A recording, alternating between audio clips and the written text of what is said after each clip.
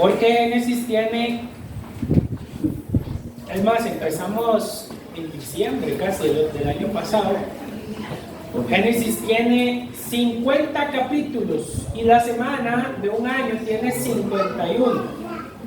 Así que todo un año estudiamos Génesis y ese es un gran logro. No nos dimos tópicos, a veces tuvimos diferentes prédicas, pero fuimos constantes y hemos de terminar Génesis.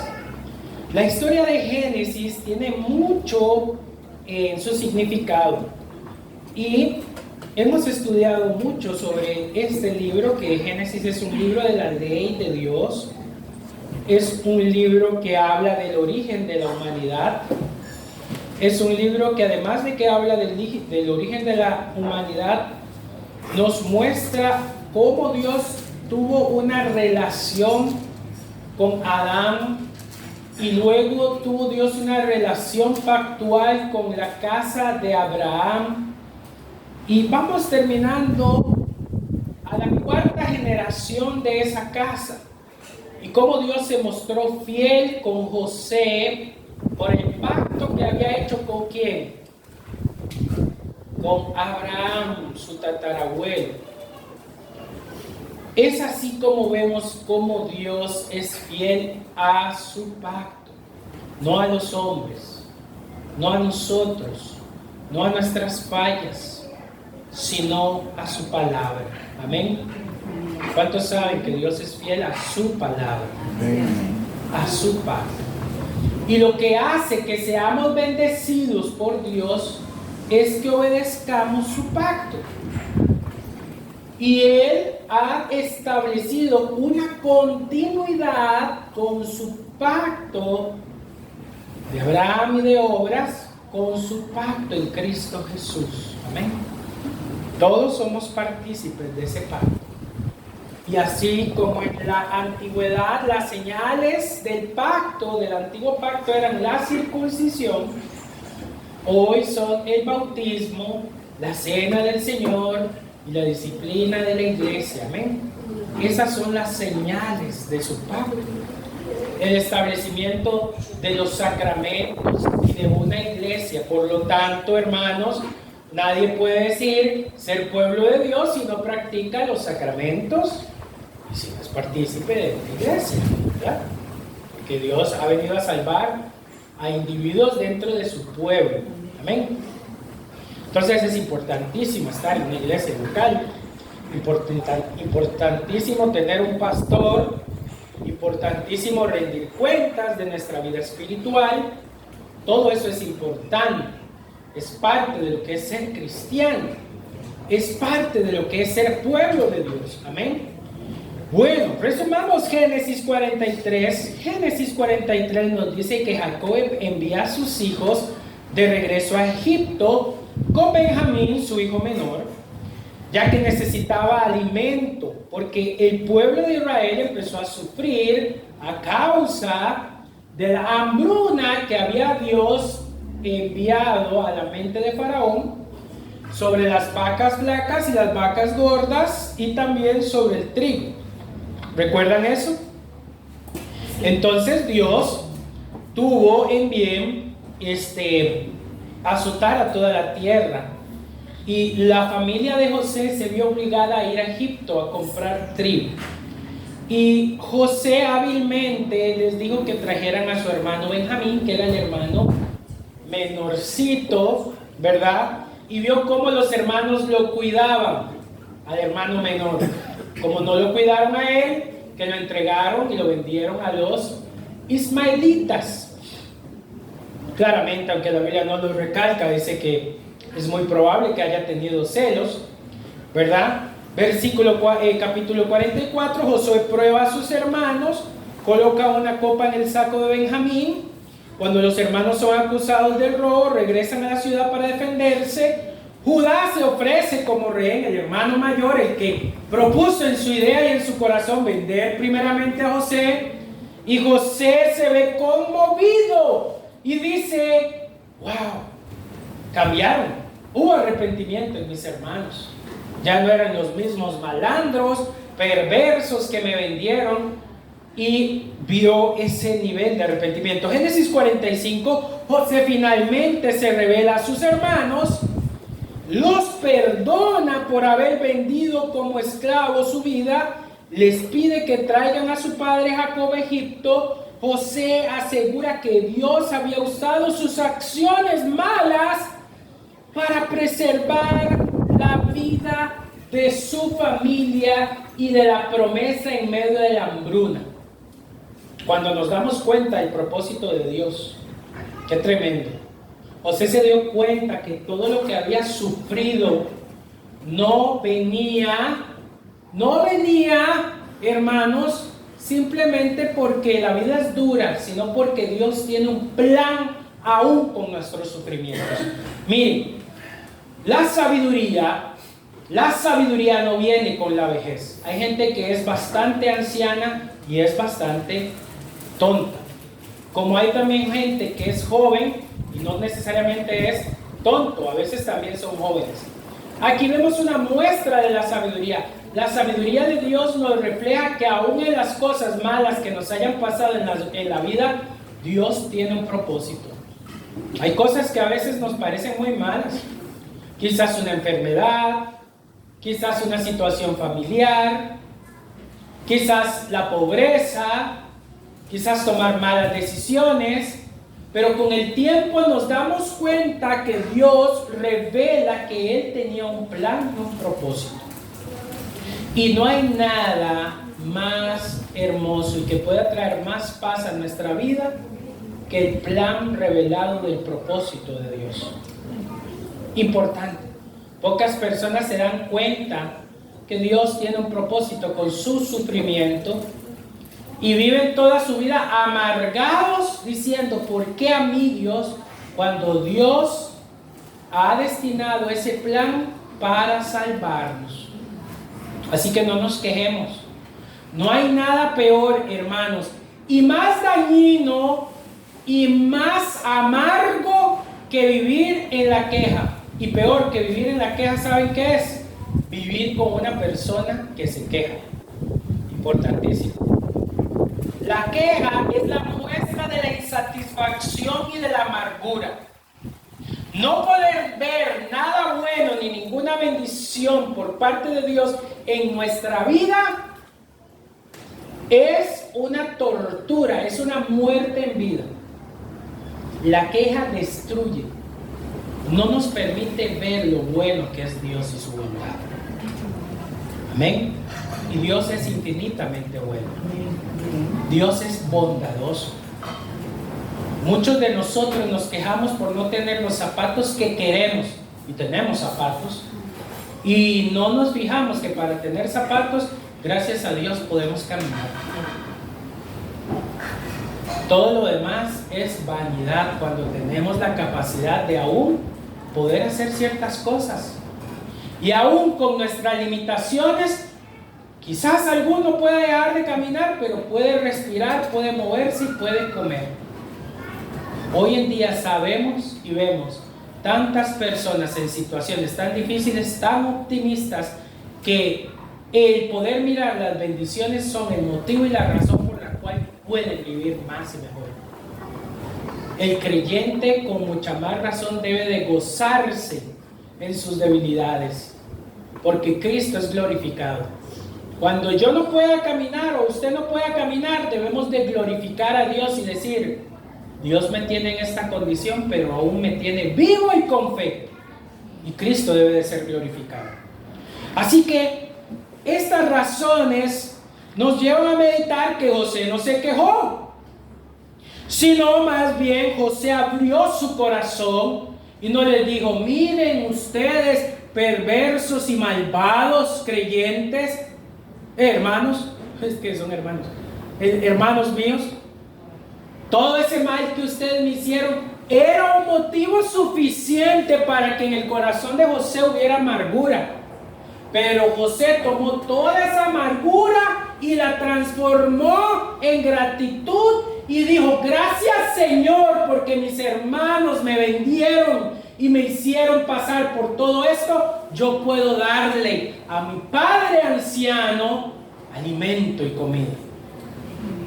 no llenó su corazón de amargura, llenó su corazón del entendimiento del propósito de Dios. Dios siempre tiene un propósito cuando pensamos que algo nos debería de arruinar y que nuestros planes se arruinaron y que todo está perdido. Dios siempre tiene un propósito y un plan. Porque la Escritura nos lo dice: a los que amamos a Dios, todas las cosas nos ayudan para bien. Y es interesante porque en primer plano muchas veces cuesta entender el propósito de Dios. Cuando el propósito de Dios va en un 90%, nosotros ya podemos decir: mira, voy entendiendo cuál era el plan de Dios con esta situación. ¿De qué me ha guardado Dios? ¿De qué me ha librado Dios? De hecho, la actitud que tomó José en medio de su prueba lo ayudó a salir más rápido de su prueba. Tardó como 5 o 6 años siendo probado. Y creemos que entonces la buena actitud nos va a sacar ya. No, hermanos, el plan de Dios se cumplió y duró lo que tenía que durar. Usted puede llegar y decir: para que las cosas se aceleren, voy a aceptar todo, voy a decir: Señor, sí, reconozco que sí necesitaba ser tratado por ti. Inventaré una canción que diga: gloria a Dios por las pruebas, gloria a Dios por las situaciones. Si usted cree que eso lo va a sacar más rápido, no lo va a sacar más rápido. Dios va a cumplir el plan y el propósito, y cada dolor y cada sufrimiento durará lo que tenga que durar según su plan. Así fue la vida de José. Luego, 47, José se presenta a su familia ante el faraón, quien les da la tierra de Gosén. Durante la hambruna, José gestionó la comida y se convierte en una figura clave en Egipto, acumulando riqueza y poder, mientras que el pueblo egipcio entregaba su dinero y tierras a cambio de alimento. Tremendo. Hizo Dios prosperar al pueblo de la promesa en medio de esa circunstancia. Nosotros debemos de ver que Dios no viene y bendice a la gente caprichosamente, sino que Dios bendice su palabra y su promesa. Y Dios ha prometido que nosotros en esta vida, si confiamos en Cristo, no nos hará falta ni alimento ni vestido. Dice que aún de las aves de los cielos Él se preocupa, aún de las aves de los cielos Él tiene cuidado. Mire, yo le voy a decir una cosa: yo lo veo todos los días como un zanate que llega a mi patio. Él llega con la paciencia que lo caracteriza, se posa sobre una casita de madera que tenemos, mete su pico en la bolsa del alimento del perro y saca el alimento y se lo lleva. Conforme ha ido pasando el tiempo, estoy viendo que el concentrado del alimento lo está engordando y le cuesta cada vez más volar al ave por el paso del tiempo. Pero Dios lo ha bendecido. Y eso es importantísimo. Sí, claro, porque ese alimento está enriquecido. No es simplemente alimento tibio, es alimento de buena calidad, algo de purina. Entonces él llega, come el alimento y lo he visto que ha ido engordando. Cada vez lo veo más lindo, las plumas le brillan, se ve hermoso. Llega y toma agua del perro y el perro está dormido y él aprovecha y toma de esa agua. No le voy a decir robar porque yo la puse ahí para que él tome también. Y él toma y se va, y yo digo: qué vida más tranquila. Él nada más viene a mi casa, se come las cosas y se va. Yo soy el que pienso en pagar la casa, pagar la luz, pagar el agua. Y él nada más viene y se va. Y si yo dejara de vivir ahí, él seguiría viniendo y la familia que llega lo mantendría. Es un pájaro muy dichoso o muy sinvergüenza. Pero es la analogía que el Señor nos dejó. Es la forma en la que Cristo nos dice que debemos de vivir, confiando plenamente en que el Señor reparará todas las cosas. Amén. Y nos da esa analogía. Usted puede decir: qué analogía más interesante, pero a muchos en la época de Jesús les cayó bien pesada. Les estaba exhortando a no vivir en afán, porque el afán puede matar. El hecho de que nosotros no alcancemos lo que otros han alcanzado a la edad que nosotros tenemos nos puede incitar a pensar que hemos fracasado. Pero nosotros debemos de entender que la voluntad de Dios es que tengamos nuestra mirada en las cosas celestiales, en las cosas de arriba, y que Él añadirá todo lo que necesitamos según su promesa. Y Él ha prometido no abandonarnos ni desampararnos, como dice el libro de Hebreos. Fiel es el Dios que ha prometido no dejarlos ni desampararlos. Amén. Y terminamos para entrar terminar con la parte histórica, para entrar con el sermón. Génesis 50, después de la muerte de Jacob, los hermanos temen que José busque venganza. Claro, tiene todo el sentido, se murió el papá, dice, solo lo estaba haciendo por nuestro padre, ¿verdad? Sin embargo, José los tranquiliza afirmando que lo que hicieron fue parte del plan de Dios. Y finalmente José muere y hace que sus hermanos prometan llevar sus restos de regreso a Canaán cuando Dios los visite. Este es el resumen de los eventos hasta Génesis 43, hermanos. José muere en paz. En paz, después de todo el conflicto y el dolor que vivió, haber sido vendido por sus hermanos. Miren, en Navidad la gente no pelea porque es vendido por sus hermanos. ¿Saben por qué pelea la gente en Navidad? Por los terrenos vendidos de los padres. No pelean por una situación en donde nuestros hermanos nos vendan o nos traten mal. No, la gran mayoría de pleitos familiares se dan por los terrenos antiguos o por ciertas circunstancias que uno dice, bueno, tienen cierta razón en discutirlo. Hasta en el tiempo de Jesús la gente discutía y le pedía al Señor, Señor, mi hermano no me pagó un terreno, vaya, dígale usted, así le decía, vaya, dígale usted que me pague el terreno. Y el Señor, ¿qué le dijo? Eso así, perdónelo, déjelo así.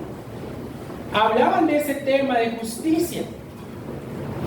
Cristo hoy nos muestra y nos enseña que hay un plan superior cuando las personas no pueden acabar un conflicto. Claro, usted no me malinterprete.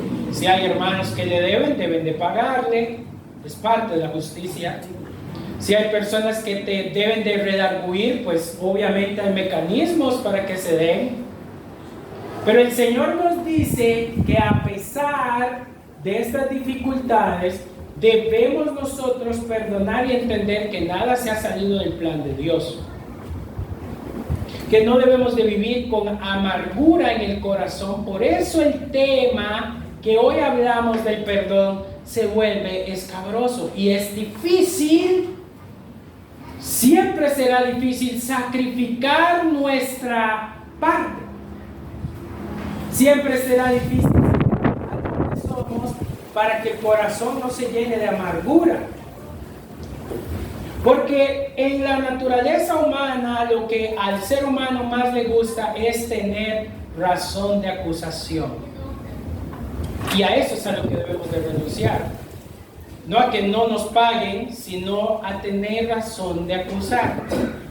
Por ejemplo, ¿por qué al ser humano le gusta tanto la razón de acusar? Porque si a mí una persona me ha hecho un gran mal, yo puedo volverle mal a razón de. José podía haber dicho, bien, yo los voy a castigar a ustedes porque yo ahora soy el rey de Egipto prácticamente, y los voy a castigar porque ustedes me hicieron esto. Tener la razón para poder atormentar a alguien es lo que al ser humano le gusta. Tener la razón para poder decir no lo perdono porque me hizo daño es lo en lo cual se regodea la carne.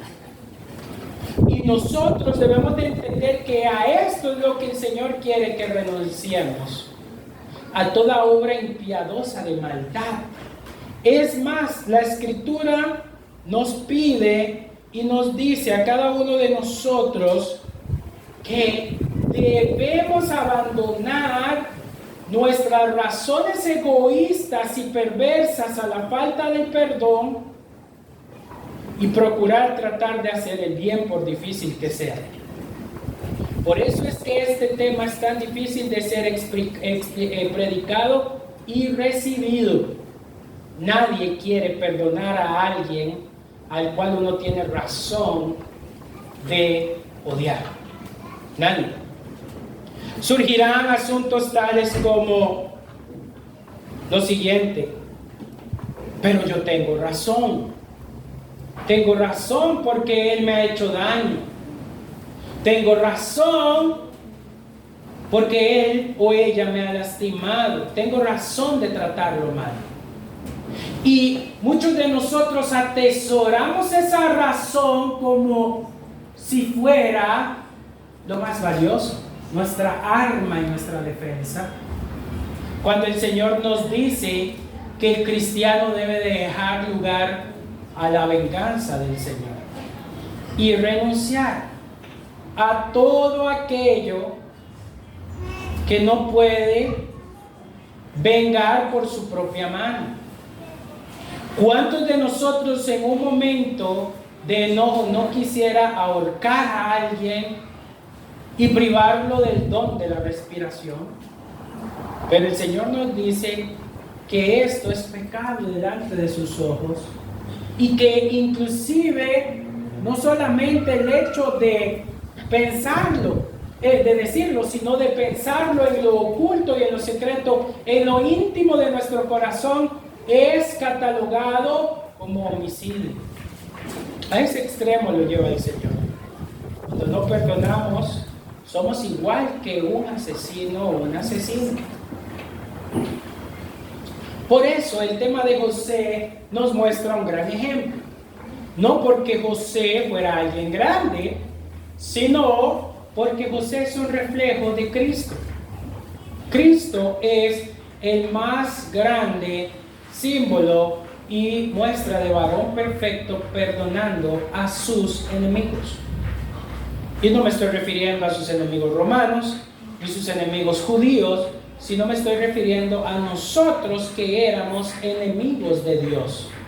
Éramos enemigos del Señor. Muy bien, así que vamos a entrar al tema del día de hoy, de la transformación. Primero, reconocimiento del dolor. José fue vendido como esclavo por sus hermanos. Esa es una realidad que José, por más que intentara superar a través de prácticas psicológicas y terapia, no podía quitar. Es más, esto es muy interesante. José no podía quitar una verdad. Y Dios no nos dice, hágase de la vista gorda para perdonar. No, Cristo nos dice, enfréntese al dolor que le hicieron. Enfréntelo. Nunca lo va a poder quitar.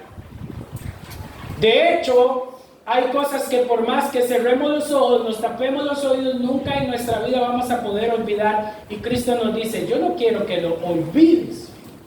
Cristo no está diciéndonos, hágase loco para poder perdonar. No le dé importancia. No, téngalo vivo. Porque entonces la única manera en que el perdón se pueda dar es cuando somos conscientes del daño que nos han hecho.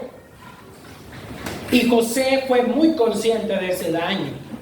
José fue vendido como esclavo, fue apartado de su padre y fue apartado de su madre, fue apartado de crecer en medio de una relación y una familia que lo amaba, porque José era el favorito de su familia. Iba a crecer entre sus chineos y fue apartado. Y todo esto José fue consciente cuando se topó con ellos. Les dijo, los perdono a pesar de lo que ustedes me hicieron, que fue venderme. Miren, muchos de nosotros, cuando vamos a alguna actividad familiar, nos advierten, vamos a pasarla bien, vamos a hacer todo muy lindo, la tía hizo un ponche riquísimo, mandé a comprar una pierna de cerdo, pero no vayan a arruinar la Navidad hablando de ya usted sabe qué cosas, ¿verdad? Porque si no todo se viene abajo, la celebración se tiñe de un color feo. Y entonces tratamos de hipócritamente, como se dice en Costa Rica, hacer la masaguada, llevar la fiesta en paz. Pero nada de eso es perdón, porque el perdón debe de ser consciente. Yo tengo una frase, y es una frase familiar fuerte, en la familia de nosotros, yo no me deja mentir. Es más fácil decir algo a pedir perdón, o hacer algo a pedir perdón. Si yo llego y te golpeo un puñetazo en el pecho, es más fácil que yo te dé un trozo de queque de chocolate a decir perdóname por haberte golpeado en el pecho. Esa es nuestra frase. Es más fácil hacer esto en vez de pedir perdón. Y esto es precisamente lo que nos dice la Biblia. José no dijo, es más fácil invitarlos a comer, decirle, traigan a papi, sorpresa, ya no hablemos del asunto. No, José encaró el asunto y dijo, a pesar de todo el daño que ustedes me hayan hecho, quiero que ustedes sean conscientes del milagro que se va a dar hoy aquí. Los perdono. Franco y directo. No puede haber perdón si no hay ofensa. No puede haber perdón si no se dice cuál es la ofensa. Y eso hacía que ellos fueran conscientes del daño que habían hecho. Y por nuestra sanidad es necesario o recibir perdón o dar perdón. Debemos nosotros decirle a las personas, te perdono y suelto todo el asunto, porque quizás yo nunca vaya a oír de parte de ellos, ¿me perdonas? José no esperó a que sus hermanos dijeran, ¿me perdona, hermano? Él dijo, yo los perdono. Y no solo una vez, lo dijo como 3 veces, porque ellos nunca dijeron, ¿me perdonas? Él siempre les decía, yo fui el que los perdoné a ustedes. Yo soy el que a pesar de sus daños los perdono. A pesar de que ustedes me hayan hecho mal, yo he recibido la bondad de Dios para soltarlos y dejarlos ir. Y es así como José recibe sanidad por parte de Dios, reconociendo y encontrando un camino hacia la sanación.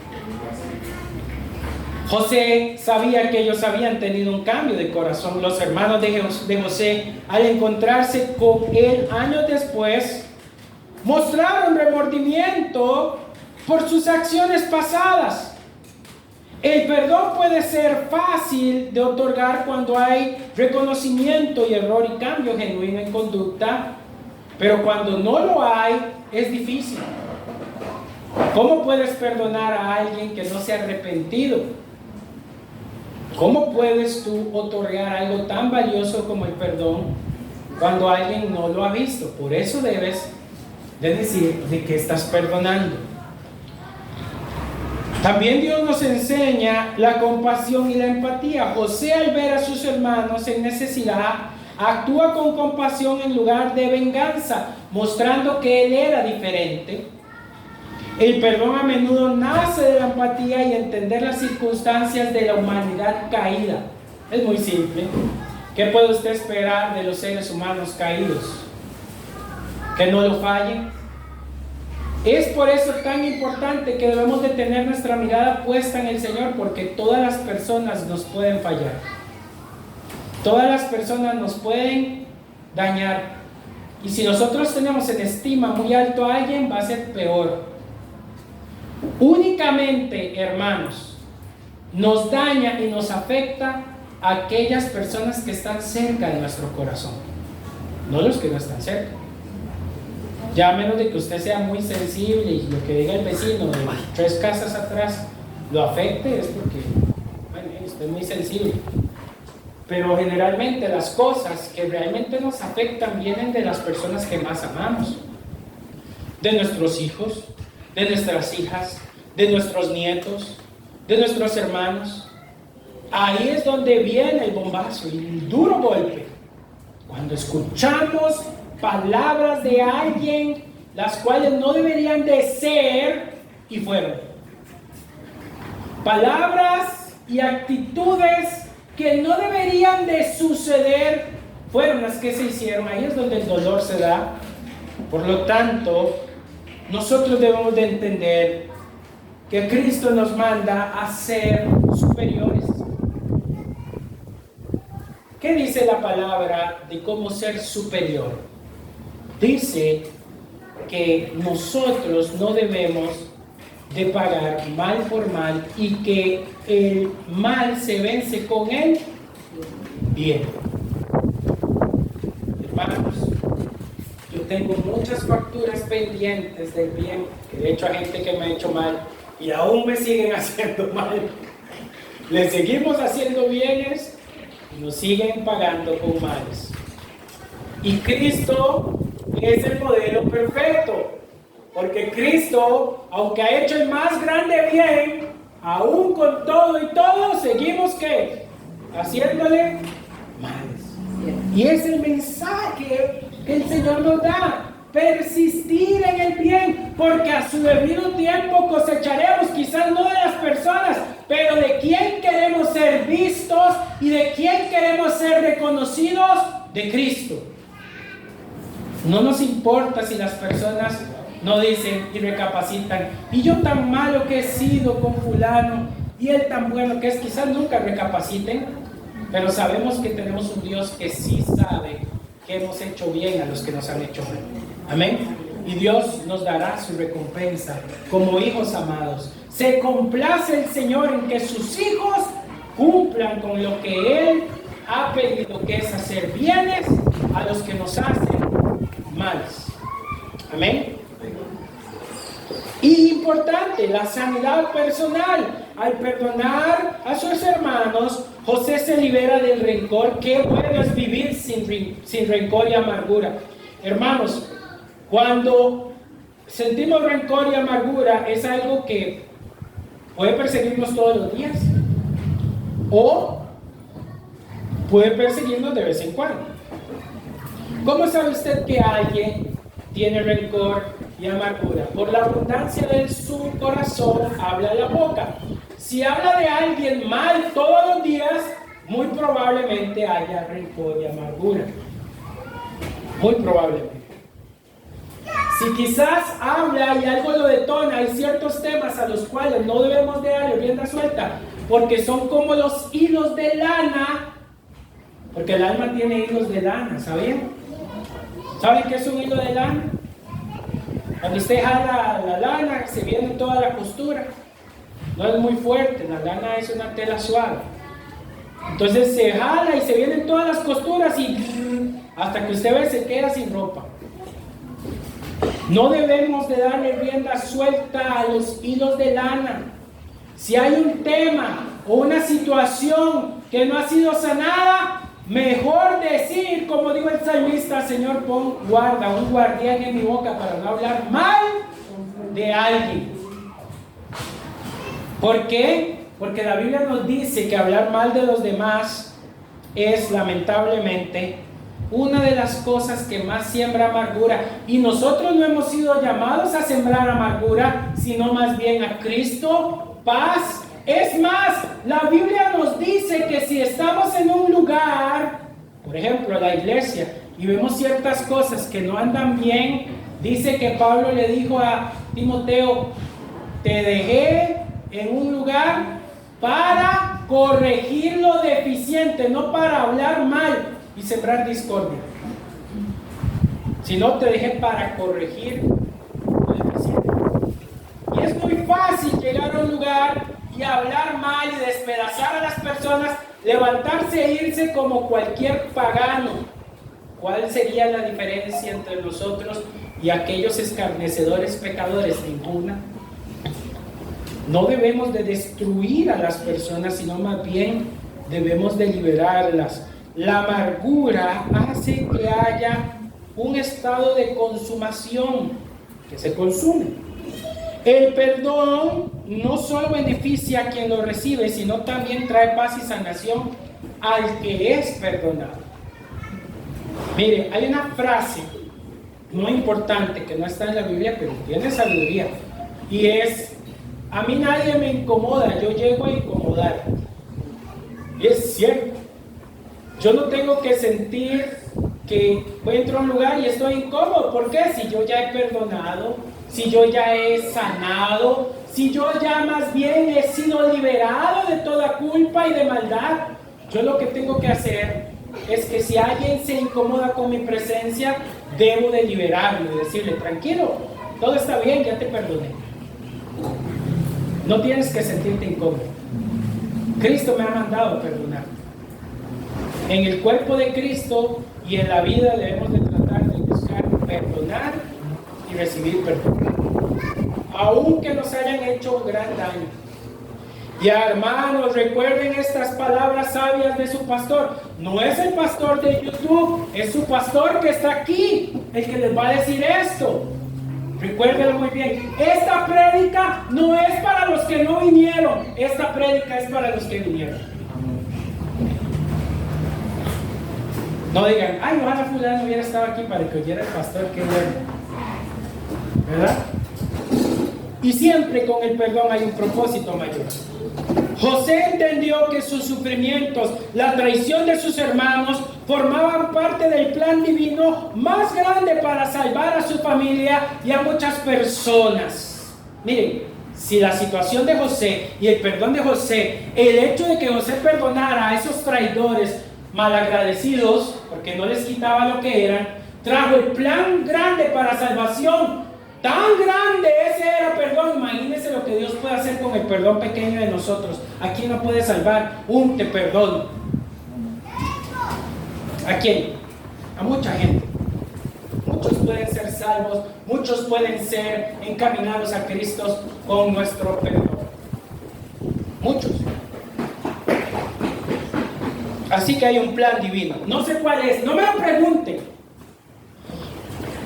Porque yo no estoy viviendo la cruz que usted está viviendo, ni la situación que usted está viviendo, pero sí puedo decirle algo, que siempre en el perdón hay un camino que es más grande que el del rencor y es más poderoso. Ahora, déjeme decirle esto para terminar. Quizás cuando usted perdone, usted no vaya a ser vindicado, quizás usted no vaya a ser vengado, quizás usted no vaya a recibir gloria. Quizás usted no vaya a recibir ese besamiento de pies que su orgullo quiere ver arrastrado a esa persona que te hizo daño. Pero ¿sabe qué va a pasar? Independientemente de que perdonemos, va a ser Cristo glorificado. Amén. Eso es lo que va a pasar con nuestro perdón. Cristo será glorificado. Y ese será el más grande propósito que podemos encontrar, que la gloria de Cristo sea dada. Así que, amados hermanos, el mensaje final de la carta del libro de Génesis nos muestra que Dios le ha dado a su pueblo un regalo, el cual es el perdón. El cual es abandonarse de su orgullo, de su soberbia, de su altivez y perdonar. En esta mañana vayamos a Cristo y pidámosle que nos otorgue el perdón y la capacidad de perdonar. Cerremos nuestros ojos y meditemos en este último momento del sermón. Señor, te pedimos en esta mañana que nos bendigas con la capacidad de perdonar y que tomes tú el control de todas las situaciones. Tú eres un Dios creativo y sabrás darnos salida a los momentos más confusos. Todas las cosas nos parecen difíciles, pero con medida del tiempo, Señor, por gracia y misericordia, tú sueles dar salidas dulces a situaciones muy amargas. Te pedimos, por favor, que nos ayudes a salir de los nudos de las situaciones amargas que podamos tener en nuestra vida. Confiamos plenamente en ti y nuestras familias también. Ayúdanos a perdonar a quienes nos hacen daño y ayúdanos a perdonar todavía más difícil a quien nos hace daño constantemente. En el nombre de Jesús. Amén y amén. Muy bien, hermanos, vamos a recordar el versículo a memorizar. ¿Todos lo recuerdan?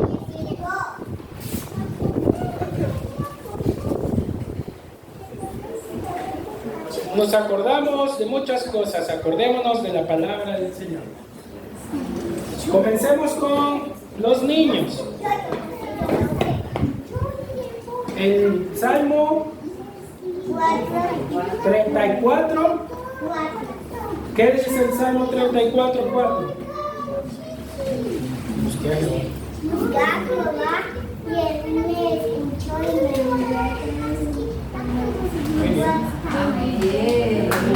Muy bien.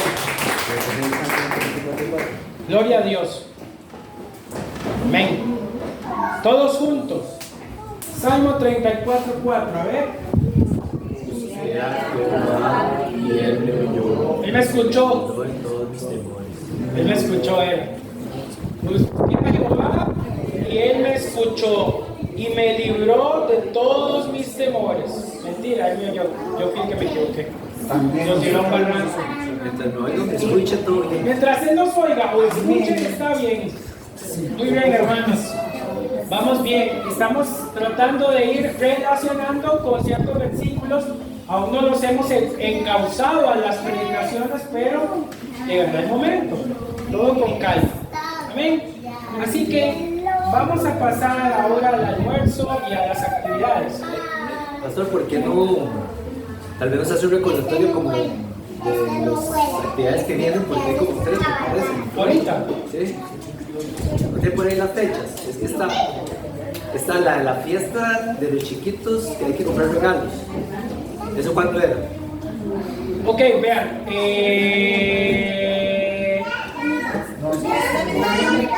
No, esa es otra actividad. Hay una actividad el 15 de diciembre que es el Sarapiquí. Aún veremos porque ellos están con el tema de la inundación.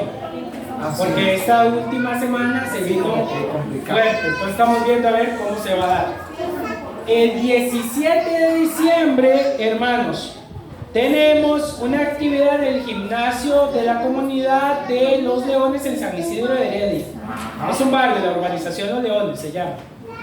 Ahí, esos son las ligas policiales juveniles. Vamos a darle a niños de escasos recursos lo siguiente. Vamos a comprar un queque grande de los que venden en PriceMart y estamos por llenar una piñatita. Se va a hacer una obra de teatro para los jóvenes y niños y actividades recreativas. Eso es lo que la iglesia va a dar. Pueden participar todos los de la iglesia. Todos de la iglesia pueden participar, ¿verdad? Y las actividades de la congregación, creo que es lo único que falta ya. El amigo invisible, Mario tiene la agenda. Y tenemos cierre de los estudios bíblicos de los jueves. Es este jueves también. Este jueves se cierran los estudios bíblicos de los jueves con una actividad muy linda. Enorme, preciosa. Era una cena. Era una cena. Entonces todos están invitados. Creo que por calendario toca en la casa de doña Hortensia y Francisco. Así que doña Hortensia y Francisco van a mandar una pierna de cerdo. No, mentira. No, es broma. Todo el mundo llega. Vamos a dar panes y peces. Van a dar un cordero, hermanos. No, mentira. Panes y peces. No, es el cierre. Ya dijo Francisco que nos van a invitar a todos al río. Hermanos, entonces, todos tienen que traer algo, ¿verdad? Hay que planearlo de una vez. Hay que traer algo rico. Sí, la cena La bíblica. comida también del 22, Y la comida de aquí de la iglesia. Entonces, hermanos, no se preocupen por nada. Ustedes nada más tengan ese café rico que siempre dan. Lo demás ahí lo vamos poniendo. Y se culmina en los estudios. Ojalá, importante, que los que no nos hayan acompañado durante todo el año no lleguen. No lleguen a la fiesta. No, más bien que lleguen. Que vivan la experiencia de los estudios bíblicos. Ya me tienen que quitar el micrófono. Sí. que viva la experiencia. El jueves. Sí, estamos en Facebook, lo están viendo todos. No, mentira. Entonces, que lleguen el jueves. Se toma café, se habla de todas las cosas edificantes de la Biblia y se está orando y a veces hasta cantamos. Entonces vamos a tratar de llegar, ¿verdad? ¿Cuántos van a llegar? Amén. Todos tenemos que llegar. Compartir este jueves, que es el último. Es más, ya este jueves vamos por Cristo casi crucificado. Otro libro que la iglesia termina, el libro de Mateo. Qué bendición. De verdad que sí. Entonces vamos Muy constantes. buen año, gloria a Dios. Y básicamente esas son las actividades que se vienen. Ahorita hay que ir a comprar los que no han comprado regalos porque hoy hay actividad. Y los que no vinieron, Y papitas y fresas. Pero igual, importantísimo. igual no pasa nada si no vinieron, porque como son aleatorios los regalos. Sí, Sí, hay que contarlo, nada más porque todos Es que han fijo va a caído. casarse. Solo para los Estamos chiquitos. acá, Sí. alcanza. muy bien. Y para el almuerzo, si quieren traer fresco,